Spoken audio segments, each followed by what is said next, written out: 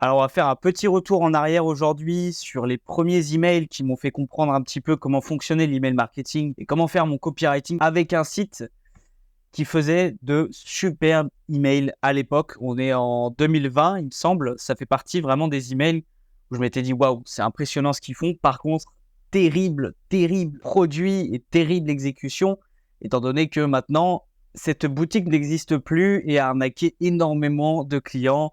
Donc, on va voir uniquement la partie des emails et ce qu'ils ont fait que je trouve vraiment sympa. Donc, on va passer directement sur le site et les emails viennent de l'ancienne marque Slimy. Alors, on arrive directement sur l'email d'abandon panier que je trouve déjà très sympa avec un fond qui a été mis sur l'email avec les feuilles un petit peu vertes mais pas vertes qui peuvent potentiellement faire penser à l'été, au côté estival qui va très bien avec le côté saisonnier des patchs de minceur. Tout ce qui est au niveau de la perte de poids, ça fonctionne très bien lorsque l'été arrive ou durant l'été. Donc qu'est-ce qu'ils ont fait? Ils ont fait un email qui est vraiment bien optimisé parce que déjà en above the fold, donc c'est-à-dire quand on ouvre l'email, on a directement du contenu qui nous apporte de la preuve sociale, une image qui directement nous fait rappeler le produit, un petit peu de texte et ensuite directement le call to action qui permet de retourner sur le site. Donc déjà, normalement, si même je prends mon portable, donc on peut voir qu'on a directement toutes les informations sur l'email dès qu'on l'ouvre. Avec le call to action directement, on n'a pas besoin de scroller super loin. On a directement, on voit pas très bien, mais on a directement toutes les informations qui sont présentées avec le call to action. Ce qui est super important, donc c'est l'above the fold. Donc déjà, ça permet d'avoir un taux de clic qui est élevé parce qu'en plus, sur toutes les images, il y a des liens. Et on a ensuite une explication directement qui va aller casser les freins à l'achat. Potentiellement, pour ce produit-là, le frein à l'achat, c'est la confiance. Donc, je suis pas sûr que ça fonctionne. Ça a l'air un peu sketchy. En quoi un patch magique va me faire perdre du poids. Et donc, directement, ils ont misé sur le langage qui est scientifique et aussi énormément sur la preuve sociale. Parce que la majorité, en fait, de leurs revenus venaient des influenceurs. Donc, ce qu'ils ont fait, c'est qu'ils ont mis déjà les bénéfices ici. Et ensuite, ils ont parlé donc formule brevetée, actif sur les cellules de la peau, mélange de principes actifs naturels et ensuite les bénéfices, police élastique hydratée. Donc, en utilisant principe actif, actif sur les cellules de la peau, le mot cellule et formule brevetée, en fait, ça permet d'ajouter du trust, faire comme si en fait on était une figure d'autorité sur tout ce qui est scientifique et tout ce qui est médecine. Et ensuite, du coup, Nicolas et Thomas Vergara ont aussi testé, ils en parlent, les graines, les graisses du bas du ventre, tout ça. Donc en gros, ils jouent vraiment sur le social proof pour essayer de faire en sorte que les gens cassent ce frein à l'achat qui est le fait qu'ils n'ont pas confiance en cette marque et en ce produit. Ensuite, jusqu'à 71% de cellulite en moins en 14 jours seulement. Donc ça, c'est vraiment la promesse d'achat qui est une promesse qui a pour objectif d'apporter un gros bénéfice en moins de temps possible et avec le moins de frustration, le moins de douleur possible. Donc, s'il suffisait d'utiliser le patch pour enlever 71 jusqu'à 71% de cellulite en 14 jours seulement, même sans faire de sport ni rien, ce serait vraiment incroyable. Et c'est pour ça qu'il y a beaucoup de personnes qui se sont fait avoir. Mais bref, l'email en soi est excellent. On peut voir aussi qu'il y a de la social proof. Donc, vu à la télé, plus de 90 000 clients satisfaits. Je doute fortement qu'ils avaient 90 000 clients satisfaits, mais ça devait être du dropshipping. On peut voir que sur toute la séquence, ils ont envoyé un total de 8 emails et on va voir comment en fait ces emails ont été construits. Donc au tout début, on peut voir que ça devait être un email d'inscription à la newsletter que j'ai dû faire pour recevoir la newsletter où ils disent bienvenue. Et en fait, ça devait être l'email d'abandon de panier. Donc on sait que le client a fait un abandon de panier, c'est-à-dire que soit il a été perturbé durant son achat, soit il a un frein à l'achat, une raison qui fait qu'il a oublié son panier. Et la raison en fait pour ce produit-là, donc logique, un patch avec autant de claims que perdre énormément de poids ou de la cellulite en si peu de temps, c'est possible. Donc forcément, le frein à l'achat principal, c'est le fait que les gens n'ont pas confiance et pensent que le produit ne fonctionne pas. Donc directement, quand on fait un abandon de panier, on peut voir qu'il y a déjà le social proof à fond. Et ils ont vraiment targeté sur ce frein à l'achat-là, qui est le frein à l'achat de la peur de l'arnaque, de la peur de l'inefficacité du produit. Donc, qu'est-ce qu'ils ont fait? Ils ont mis directement des photos des influenceuses en disant Jessica l'utilise, pourquoi pas vous? Et comment ça fonctionne? Donc, on a déjà vu ça. Ensuite, encore de la social proof, de la promesse de vente. Et en fait, cet email-là, il est intéressant parce que directement en above the fold, on a toutes les informations pour pouvoir récupérer rapidement son panier. On n'a pas besoin de scroller, on comprend directement ce que c'est. On a oublié le panier. C'est ce produit-là, j'achète directement en cliquant là. Je commence mon challenge. Et si en fait la raison pour laquelle je n'ai pas acheté, c'est parce que je n'ai pas confiance au produit, la chose logique à faire, c'est de mettre dans l'email des informations qui vont montrer à la personne, regardez, ça fonctionne. Il y a ces influenceurs-là à qui vous faites confiance, ils les utilisent. Alors pourquoi ça ne fonctionnerait pas pour vous?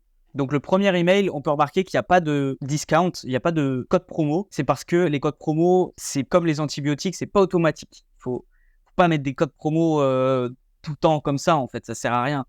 Ça fait juste dévaloriser votre marque la plupart du temps. Donc on a ensuite un rappel avec encore plus de social proof ici. Et ensuite, on appuie encore sur la douleur avec un copywriting qui est axé sur les bénéfices. Et la personne n'a toujours pas acheté. Donc avec 2 emails qui ne proposent pas de code promo, la personne n'a toujours pas acheté. Donc, qu'est-ce qu'on va faire juste après? On va ajouter de l'urgence. Donc, on va dire qu'il n'en reste plus beaucoup en stock. Attention, il ne nous reste quelques produits en stock.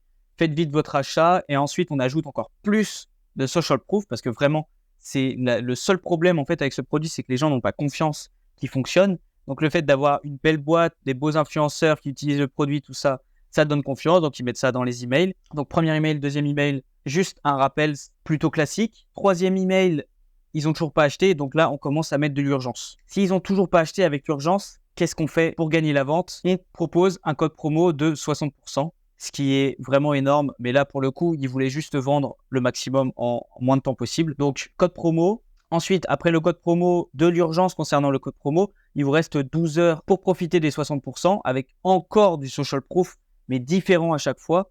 Qu'en fait, la personne, elle va voir qu'un seul email ou elle va en voir un deuxième et à chaque fois, elle aura les informations nécessaires pour sa décision d'achat. Et ensuite, plus que 2 heures pour profiter du 60%. Je suis quasiment persuadé que c'est cet email-là des 2 heures pour 60% qui a le plus de commandes par rapport au taux d'ouverture. Ça doit être en concurrence avec le premier.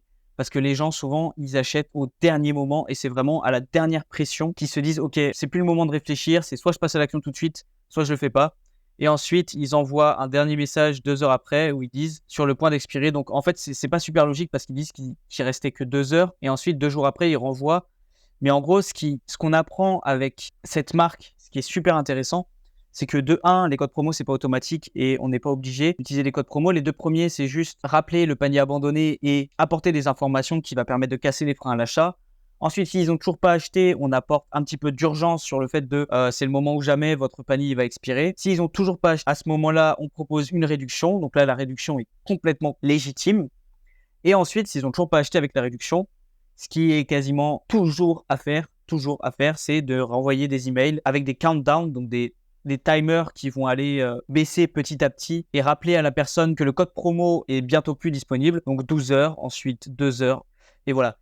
Ce qui peut être amélioré, c'est que, donc par exemple, la virgule, comme j'avais pas mis mon nom, il y a juste une virgule, du coup, c'est logique que je sais que c'est normalement, il devrait y avoir mon prénom, mais il n'y a pas. Ça peut être réglé en enlevant la virgule ou en mettant un emoji entre le prénom et le reste du texte. Donc comme ça, en fait, l'objet de l'email commence par un emoji au lieu de commencer par une virgule qui n'a rien à faire là. Aussi, changer les objets parce que là, en fait, on a quasiment 3 fois les mêmes objets, ce qui donne pas vraiment envie d'ouvrir l'email ou ce qui ne va pas pousser à l'ouverture spontanée de l'email. Et aussi, Slimmy, mincir, il y a moyen de mettre par exemple Natacha de Slimmy ou des choses comme ça, de changer pour un petit peu faire du pattern interrupt, donc surprendre un petit peu la personne pour qu'elle clique. Mais voilà, terrible marque. Mais la stratégie d'email marketing est très bien exécutée et je vous conseille en fait de structurer vos emails de cette manière-là avec le header, le pré-header avec des informations qui va aider dans la décision d'achat, une image qui rappelle la marque directement, on n'a même pas besoin de réfléchir, on sait déjà ce que c'est, on se rappelle directement de ce que c'est, un texte très court et un bouton d'appel à l'action qui est directement cliquable dès qu'on ouvre l'email. S'ils n'ont toujours pas cliqué sur l'email, sur le bouton, apporter du contenu qui va casser les freins à l'achat. Donc là, l'angle marketing, il est logique, c'est sur la confiance et du coup, on va apporter de la confiance avec ces influenceurs-là et du texte scientifique, pseudo-scientifique qui fait croire que votre produit fonctionne.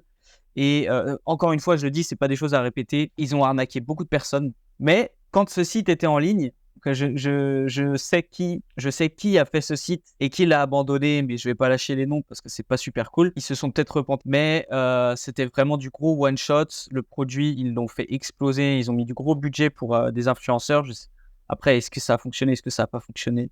Aucune idée, mais voilà. En tout cas, il y avait de la stratégie marketing et j'ai très apprécié le branding de leurs emails. Je m'en suis inspiré au début. Et voilà, donc c'était une vidéo simple, un petit peu nostalgique pour moi, qui revient vers les premiers emails qui m'ont inspiré à faire mes premières stratégies et comment structurer mon copywriting pour faire des emails qui vont aller récupérer beaucoup de paniers. N'hésitez pas, s'il vous plaît, à mettre un petit like sur la vidéo et à me dire dans les commentaires ce que vous pensez de cette stratégie de Slimmy, si vous connaissez peut-être la marque ou alors ce que vous auriez pu améliorer pour rendre les emails encore plus efficaces. Et d'ici là, on se retrouve demain pour une nouvelle vidéo.